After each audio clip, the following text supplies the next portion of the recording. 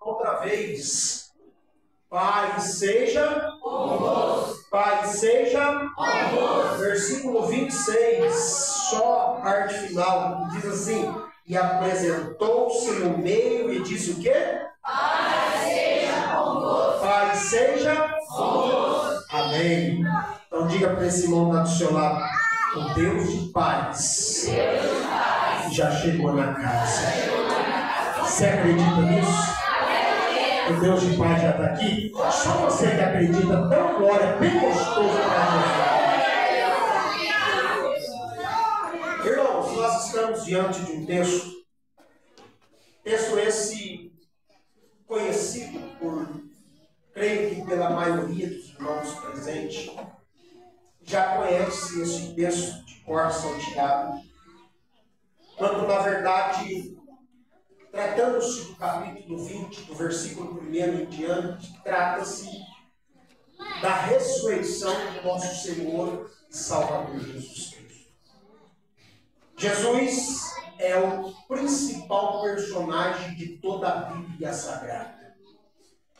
Do livro do Gênesis ao livro de Apocalipse, Jesus é o principal personagem de toda a Bíblia Sagrada. Quem é Jesus? Jesus é o Messias, é o prometido, é aquele que viria para Israel. É através dele que Israel cria-se uma esperança e, ao mesmo tempo, uma expectativa de poder estar diante de um Salvador, do Remidor, ou daquele que realmente viria para nos salvar. Entre a Bíblia Sagrada, entre o Novo Testamento e o Velho Testamento, Jesus sempre está exaurido dentro de vários textos do contexto bíblico. Na verdade, nós conhecemos a história de Jesus, ou o que ele fez, os seus feitos, a partir de Mateus, nos seus 4 evangelhos, Marcos, Lucas e João. Na verdade, Jesus está prescrito por toda a Bíblia Sagrada. E Jesus é aquele palco de várias profecias bíblicas. Quando Deus escolhe um povo, este mesmo povo, eles não obedecem à voz de Deus e ao mesmo tempo à sua lei. Eu estou falando exatamente a respeito do povo de Israel. Deus vai levantar alguns homens, que nós conhecemos esses homens como os discípulos de Jesus. Ou melhor dizendo, como aqueles que veria, ou que estaria mais perto de Jesus, para ver os seus feitos, os seus milagres, e ao mesmo tempo dar continuidade daquilo que ele veio a realizar sobre a terra. Entre as profecias bíblicas, sempre apontava exatamente para o nosso Senhor e Salvador Jesus Cristo. Haja vista que todos pecaram, todos erraram, todos falharam na sua trajetória. E entre as profecias proferidas, pastor Geraldo, 2 delas, pelo menos, era de cunho quase que de diretamente, toda hora, de todo momento, embora fosse uma história totalmente diferente, um ambiente diferente, a profecia se baseava em uma só. Qual? Que este povo deveria voltar à sua verdadeira adoração ao único Deus e sempre apontando para o tal Messias. O fato é que os dias se passam, os anos se passam, há um período da vida que nós conhecemos como período interbíblico, onde não há visão em festa, onde Deus não fala com o seu povo. E para nós resumir, fecharmos aqui, Jesus, ele aparece, mas antes dele aparecer, aparece um homem por nome chamado João. João é o precursor, é aquele que veio para abrir a vereda, aquele que veio para abrir o caminho. E João está ali pregando, falando, e o interessante é que a mensagem de João é uma mensagem gostosa de ouvir. É uma mensagem daquela assim, muito light, né? Uma mensagem assim, bem, né? Suava bem ao ouvido. Né? Ele olhava para o povo e dizia: vem cá, sua cobra, sua raça, vem cá, sua unha do cruzeiro, sua cascavel. É uma mensagem assim gostosa de se ouvir, que se pregar hoje, a gente vou sair o remate aqui, já ir direto, né? É uma mensagem assim muito boa. Mas sabe o que é interessante? É que o povo saía da cidade, saía das grandes, né? Dos grandes templos, né? Se posso dizer assim, e ia lá no deserto para ouvir a palavra de João. Aí eu fico me perguntando o que será que tinha diferente, né? Os doutores da lei, e aqueles que pelo menos diziam ser entendedores da lei, ou que conheciam os 613 preceitos da lei judaica, né? Ou que se dizia ser o guardião da lei. O que será que havia de diferente? Eu sei o que havia de diferente, a unção de Deus que está sobre a vida de João. Porque não é pecado você estudar, não é pecado você fazer um curso de teologia, não é pecado. Isso é louvável, tem que fazer, tem que estudar, mas nunca podemos perder a sensibilidade de Deus sobre a nossa vida. E aí João está pregando, de repente alguém cutuca João e diz: João, olha lá, e aquele lá, que cobra que é aquele lá? E para nós já entrar na mensagem aqui, porque já está dando a hora. Aí João olha: não, mas quem é aquele lá que cobra? É cascavel? Aí João: não é cascavel. Não é o urutucus? Não é. Mas que cobra aquele? Não, aquele lá não é cobra. Aquele lá é o Cordeiro de Deus, que tira o pecado do mundo. E este Cordeiro de Deus já está aqui nessa noite. Quem pode levantar a sua mão para dar glória para Jesus? Jesus é batizado nas águas. Depois Jesus é impelido para o deserto e ele começa o seu ministério terreno, enquanto aqui na terra. Há quem diga que Jesus começa o seu ministério escolhendo alguns homens, que nós conhecemos eles, e eu repito, como os discípulos de Jesus. Os discípulos de Jesus é aqueles que andam com ele mais perto, aquele que está sempre com o seu mestre. E Jesus começa fazendo milagres, prodígios, ensinando. Há quem diga que o primeiro milagre de Jesus está registrado em João, capítulo número 2, que é quando ele é convidado com os seus discípulos a um casamento, e ali ele transforma água em vinho, e você já conhece a história. Daí por diante, por onde Jesus passa, alguma coisa diferente acontecia. Por onde Jesus estava, alguma coisa de extraordinário, poderia ter certeza, estava acontecendo.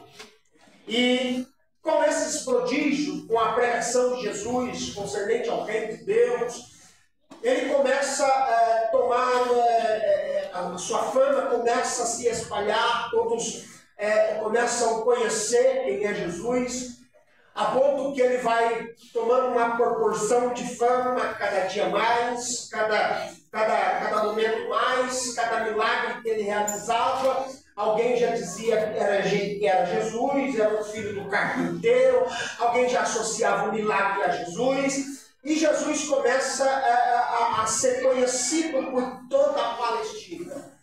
A ponto que se você chegasse naqueles dias lá em Jerusalém, gritasse o nome: olha, Jesus! Quem sabe, quem conhece Jesus? Alguém ia te parar e te responder: Jesus? Jesus eu sei quem ele é, rapaz. Não é que ele estava ali na aldeia de Betânia, um morto, depois de 4 dias que já estava lá enterrado na sepultura. Não é que ele chegou diante do túmulo lá e diz: Lázaro, é Lázaro o nome dele? Sim, é Lázaro, o amigo dele. E aí o que aconteceu? Ele diz: Lázaro, vem para fora. E não é que o morto lá saiu com vida e veio, viveu da cima diante. Este Ele é Jesus. Se você chegasse lá e gritasse o nome dele dizendo, olha, Jesus, alguém ia te responder, ah, Jesus? Ah, eu sei quem é Jesus. Jesus é aquele que chegou em determinado lugar por um nome chamado Cafarnaum. E a história conta que trouxeram a ele muitos enfermos, problemáticos, pessoas oprimidas. E ali Jesus curava, libertava, salvava, e o nome ia sendo glorificado. Esse é Jesus. Se você chegasse lá, por exemplo, e gritasse Jesus, alguém te responder, ah, Jesus, eu sei quem é Jesus, rapaz. Jesus estava com a multidão, estava lá ensinando a multidão, de repente alguém toca ele e diz, rapaz, já é tarde, não tem o que dar para comer a este povo, como que nós vamos fazer? Despede a multidão, mestre, não tem para onde correr, não tem padaria aberta, não tem mercado aberto, o negócio está feio, não tem, e mesmo se tivesse, não tem dinheiro para comprar, o que nós vamos fazer? Aí apresentaram a ele poucos pães, poucos peixes, ele dá graça ao Pai, e não é que mais de 5.000 homens, fora mulheres e crianças, foram alimentados naquela ocasião, que segundo alguns estudiosos chega a dizer que tinha cerca de 12 a 15 mil pessoas. Este era o tal Jesus o Nazareno, aquele que fazia milagre, prodígio, aquele que curou a sogra de Pedro, aquele que curou os coxos, os cegos, não é aquele que fez maravilhas extraordinárias. E ter Jesus nos seus dias era uma alegria extraordinária. Por quê? Porque de acordo que Jesus vai fazendo os seus milagres, de acordo que Jesus vai realizando os seus prodígios, de acordo que Jesus vai pregando e ao mesmo tempo ele vai curando, Jesus vai pregando e ao mesmo tempo ensinando, e ao mesmo tempo que ele ensina, ele cura um aqui, ele liberta um aqui, o povo começa a olhar para Jesus e eles começam a ter uma certeza. Qual é a certeza que o povo começa a ter? Verdadeiramente este é o Messias. Verdadeiramente este é aquele que vem para remir. E qual era a maior expectativa dos judeus? A maior expectativa deles não é um rei como o rei Jesus. Na verdade, o sonho que tinha desenhado na cabeça deles é como se fosse um rei do tipo do rei Davi, que tivesse um belo exército, um trono, que se assentasse naquele trono, um cetro na mão. E a maior libertação que eles almejavam e esperavam é a libertação de Roma. Então eles estão ansiosos para este tal Messias chegar, eles estão ansiosos para este tal Messias vir logo, e quando Jesus começa a fazer o que ele estava fazendo, o povo começa a contar para Jesus dizendo, este é o Filho de Deus, este é o Messias, este vai nos salvar, este vai nos libertar. Aleluia! Tanto um povo quanto mais os seus discípulos, cria-se neles uma esperança. E qual é a esperança? Este é o nosso Salvador. Esse é o nosso Salvador. A expectativa dele estava tanto, mas tanto nessa libertação de Roma, tanto para aqueles dias, tanto para aquele momento, que eles não entenderam a mensagem de Jesus. E qual é a mensagem que eles não entenderam de Jesus? Aquela mensagem muito simples que Jesus sempre e frequentemente pregava, dizendo, olha, convia que o Filho do Homem padecesse mais, né? Ao terceiro dia ele irá ressuscitar. Esta foi a mensagem que eles não conseguiram entender de jeito nenhum. Eles esperavam realmente o Messias? Sim, esperavam realmente o Messias. Mas esta foi a mensagem que não encaixou na cabeça dos seus discípulos e quanto menos na cabeça de todo aquele povo. O fato é que o tempo passa, aproximadamente 3 anos e meio, o ministério de Jesus, e aí chega um momento. Qual momento? O momento que Jesus é pego. O momento que Jesus é cuspido. O momento que colocaram sobre ele uma coroa de espinhos. Um momento crucial, um momento que eles sabiam que ia acontecer. E na verdade, já estava acontecendo. Jesus reúne com os seus discípulos no episódio da última ceia. E ali Jesus dá uma palavra. E ali Pedro pensa que está pronto, mas não está pronto. Jesus vai para o Getsemane. Depois do Getsemane, Jesus é preso. E ali ele passa por alguns julgamentos. E não vou entrar em detalhe por causa do horário. E a Bíblia diz que ele é levado e pregado na cruz do Calvário. Aí Isaías diz, como ovelha, foi levado e ele não abriu a sua boca, não reclamou, não disse nada. E aí o que está acontecendo em Jerusalém é o que está acontecendo aqui agora. Por quê? Porque o Evangelho de Cristo está pautado em duas coisas. Primeiro, crucificação. Segundo, ressurreição. Não tem evangelho se não tiver crucificação. E não tem evangelho se não tiver ressurreição. O que cabe a dizer? É que ele morreu. Mas meia dúzia entendeu, então eu vou repetir. O que cabe a dizer é que o evangelho é isso, não é o quê? É que Jesus morreu. Morreu? Morreu. Mas e aí? Ele ressuscitou. Aí entra o tema. Sim, grandes coisas fez o Senhor. E por isso estamos. Você acha que você está alegre por causa do evangelista David que saiu de Pouso Alegre para vir pregar aqui? Não. Você está alegre porque é 36 anos da David batendo aqui na porta da maca? Não. Você está alegre por causa de uma coisa, porque Jesus entregou a sua vida na cruz do Calvário. Mas ao terceiro dia, ele ressuscitou. E os 36 anos? Os 36 anos é consequência daquilo que ele já fez lá na cruz do Calvário.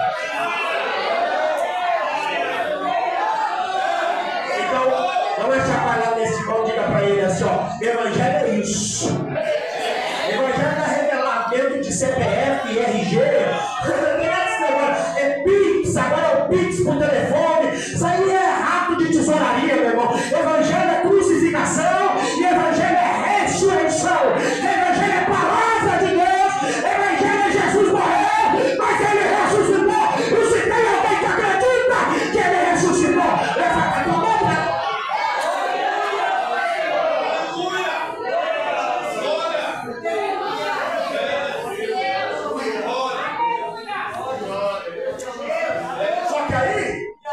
Está acontecendo lá, porque na verdade está acontecendo aqui o que? Um velório. Aí você diz, mas David, nós não estamos no velório, não estou dizendo um velório.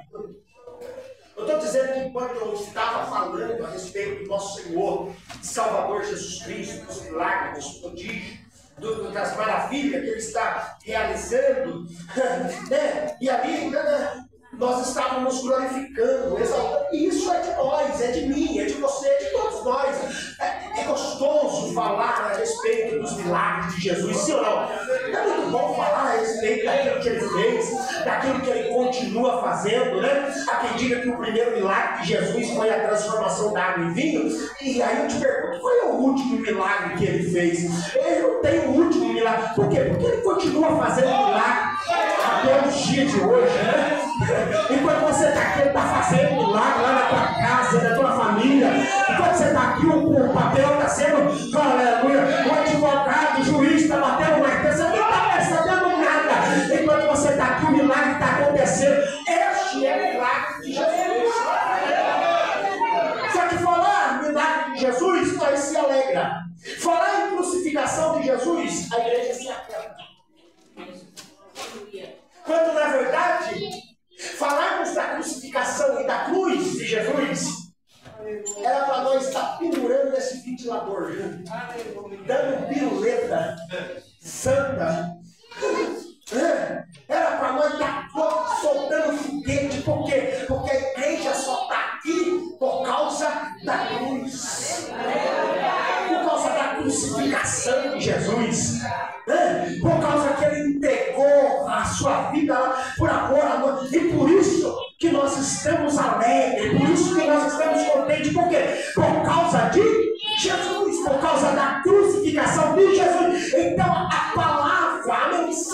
que deve, ou pelo menos que devia, nos encher de gozo, de alma, de alegria, de extravagância espiritual, é a mensagem da crucificação. Por quê?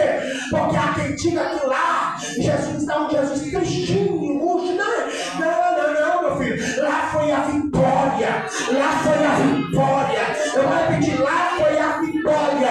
Lá foi a vitória. A vitória de nós, a vitória da igreja, a vitória de Cristo na cruz.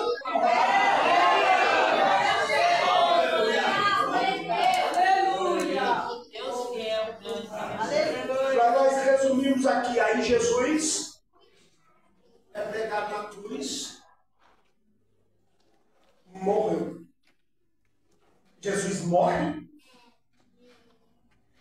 e aí quando Jesus morre, é como se tivesse uma fogueira muito grande, tivesse acendido uma fogueira muito grande, que é a esperança no coração dos discípulos, e a esperança no coração do povo, de repente você pegasse um balde de água fria e jogasse em cima daquela fogueira, e aquela fogueira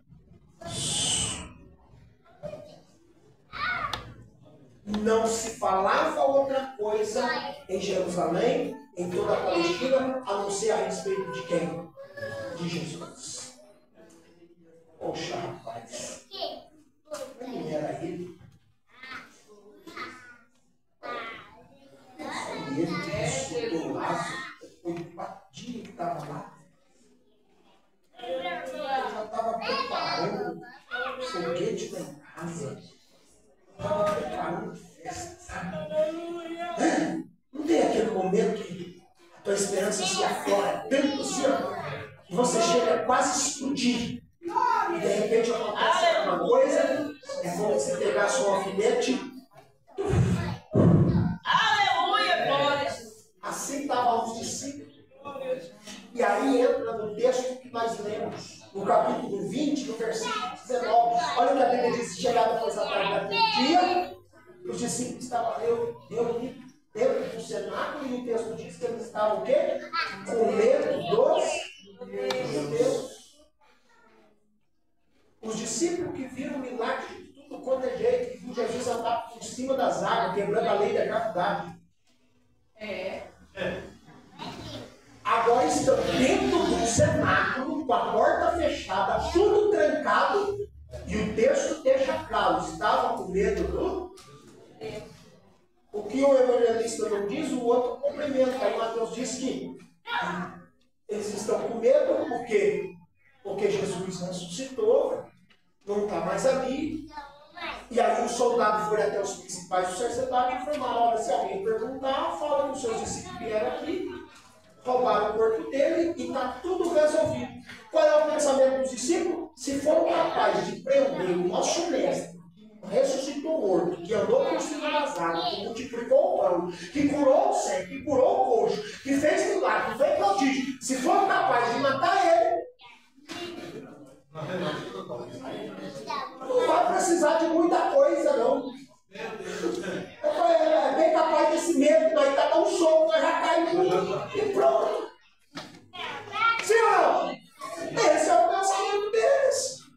Não está escrito no texto, mas numa conjectura bíblica, sem querer inferir o texto, é mais ou menos isso que eles estão pensando. Entre tantas os pensamentos que possivelmente eles estivessem pensando, uma delas é o creio. Porque a Bíblia diz que eles estavam com medo, estava todo temoroso, medo. Jesus morre. Sexta, sábado, aquele velório tal. Domingo de manhã. Aleluia, glória a Deus. Domingo de manhã. Maria Madalena, segundo Lucas, e outra que com ela estava. Prepara o óleo, a especiaria e vamos lá. Para onde? Vamos lá para a sepultura. narrativa delas? Só vê o corpo do seu, leva o óleo, perfuma, faz a cerimônia que tem que fazer, a cerimônia judaica, e aí volta para casa, e vamos tentar viver, vamos tentar prosseguir sem o mestre, ou lavar sério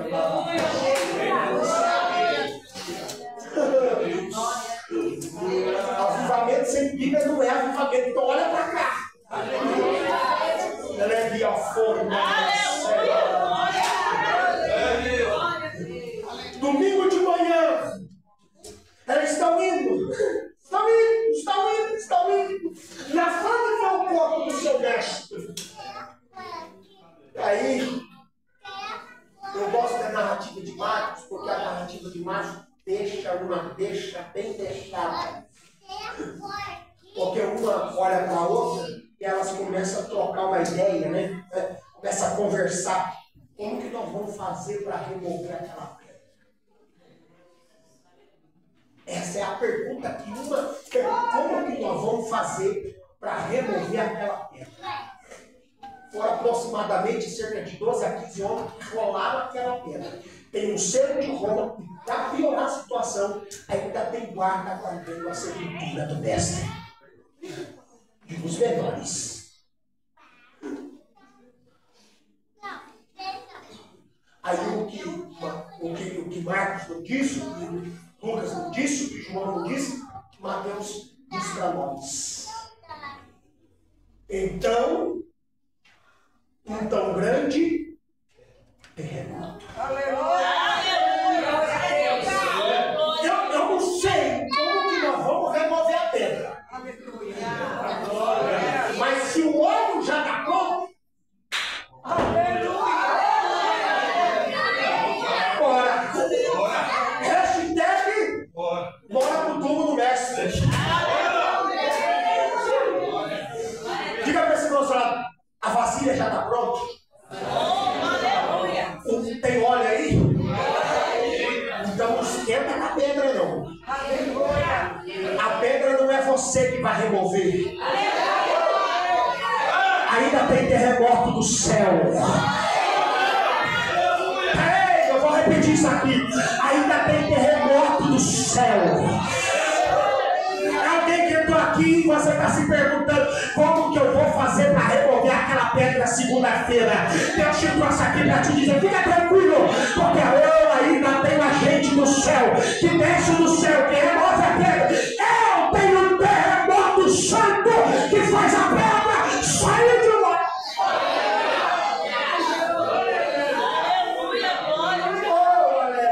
Eu não sei do que jeito que vai ser, como vai ser. Eu só tenho a certeza de uma coisa: se o óleo já está aqui e já está pronto, então vamos lá. Ei, o diabo olhou para você essa semana e diz: ei, você está com o óleo aí, está tudo preparado, não adianta ir lá nessa festa, porque não vai acontecer nada. Você olhou para a cara do capiroto e disse: sai para lá, rapaz, eu vou lá para adorar. Eu não sei que jeito que a pedra vai remover, eu não sei que jeito que vai sair de lá, mas eu sei de uma coisa: o meu Redentor vive, o meu Redentor vive, o meu Redentor vive, e por fim ele se levantará.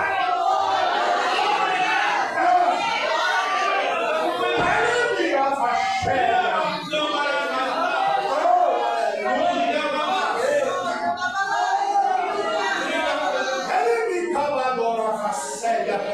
Aí quando Maria chega lá, a pedra está removida.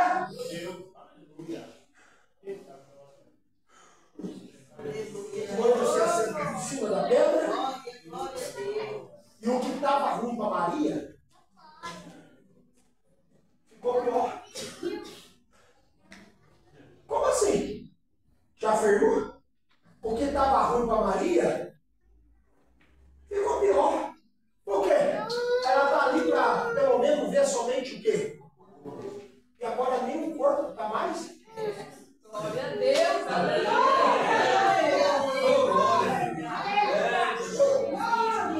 Sabe aquele jeito que parece que fica pior? É, só parece.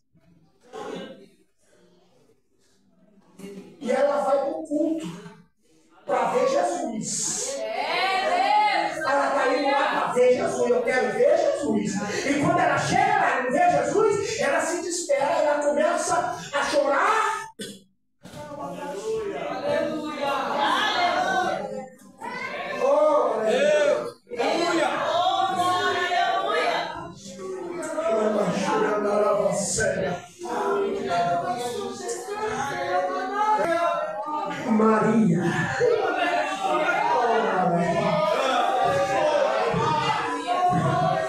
Maria. Maria.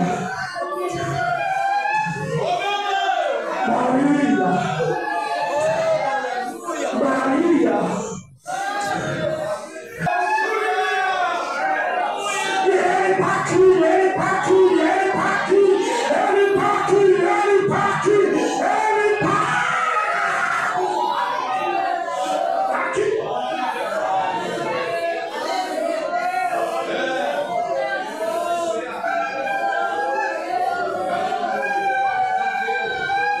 O relógio não é convertido. Olha aqui.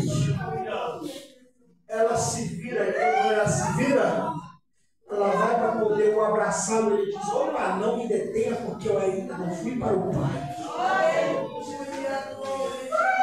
Mas vai até os discípulos e avisa. Vai e avisa. A primeira pecadora após a ressurreição, Maria. Poderia ser João, mas foi Maria. Poderia ser Pedro, mas Maria. Poderia ser qualquer um dos outros, mas era Maria. A desacreditada pela sociedade, a liberta pelo Espírito, aquela que foi restaurada, aquela que abriu a porta e diz: não vai dar nada. Aí Jesus olha para Maria e diz: vai lá, Maria, fala que eu estou vivo, fala que eu estou vivo, fala que eu estou vivo, fala que eu estou vivo, fala.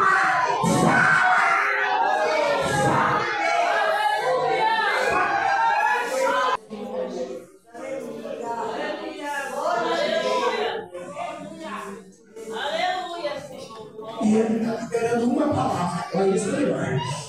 Pai, seja com a permissão do pastor, se coloca de pé. Quem só disse que ia louvar?